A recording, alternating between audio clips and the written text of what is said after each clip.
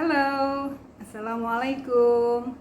Saya Baby Yuwono, pengen seperti biasa ngajak ngobrol lagi.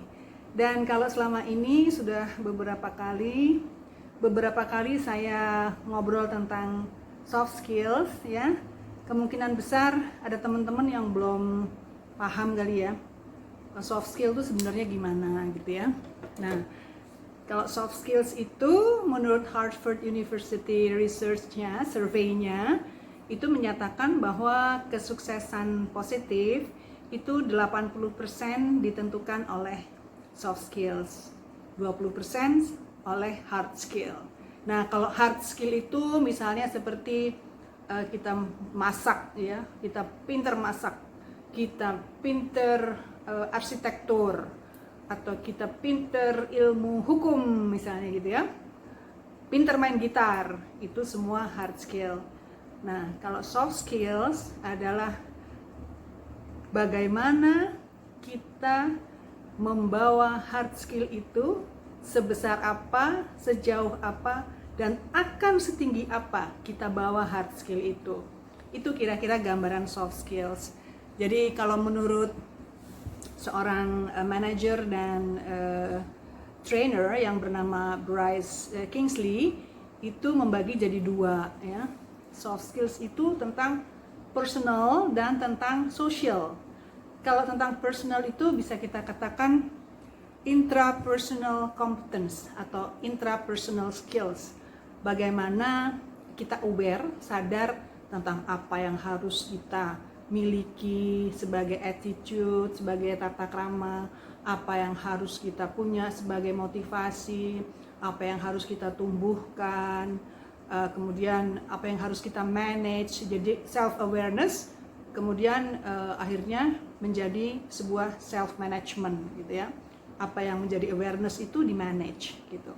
Kemudian kita bisa memanage diri kita, misalnya memanage waktu, memanage emosi gitu ya, memanage tata cara, tata krama dan sebagainya.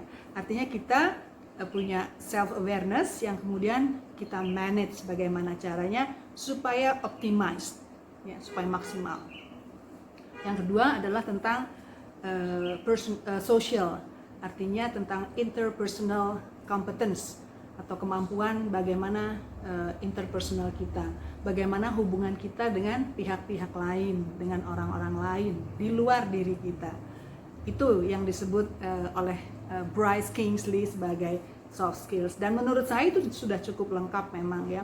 Karena begini, kalau kita melihat seorang Nick ya, Nick itu seorang Polish, Polandia, yang Anda tahu seorang motivator yang tidak punya tangan, tidak punya kaki ya, tapi berhasil menjadi motivator tingkat dunia.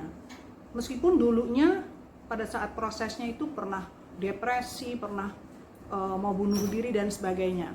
Tetapi kemudian self awareness-nya ketemu, kemudian dia manage dirinya itu. Sehingga dia bisa bangkit ya, dia tidak lagi mau nyerah. Kemudian dia tumbuhkan kemampuan bicaranya sehingga dia bisa menjadi seorang motivator kelas dunia. Hard skill-nya apa? Hard skill-nya adalah pengalaman dia, pengalaman secara fisik, pengalaman secara psikologis, pengalaman secara spiritual, itu hard skill-nya. Nah, kalau yang soft skills-nya adalah bagaimana dia sadar bahwa dia harus bertumbuh, kemudian bagaimana dia harus mengembangkan bakat-bakatnya dia sebagai seorang pembicara, dia pantang menyerah ya, dia selalu berhubungan baik, dia selalu nice pada orang. Seperti itu. Ada lagi misalnya Ahmad Dhani. Ahmad Dhani itu seorang pemusik yang sekarang itu ya boleh dibilang luar biasa sukses dengan followersnya. Baladewa itu saya nggak ngerti deh, jutaan kali ya.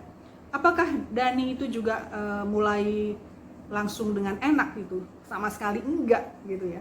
Berangkat ke Jakarta ya bersusah payah, jungkir balik. Ya pokoknya begitulah perjuangannya tuh pahit banget.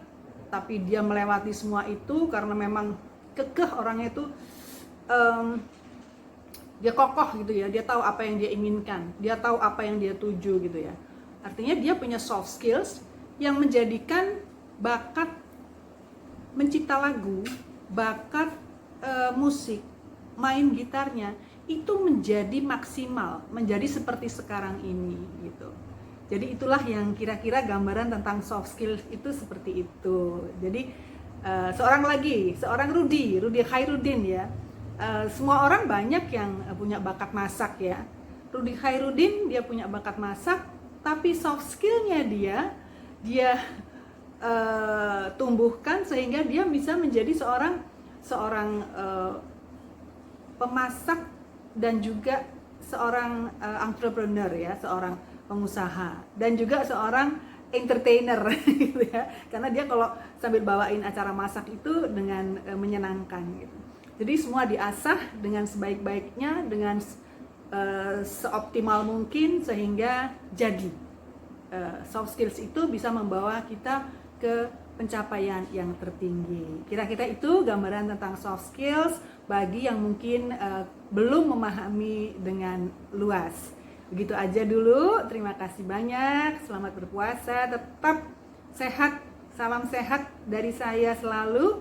Sampai ketemu lagi, terima kasih. Assalamualaikum warahmatullahi wabarakatuh. Bye.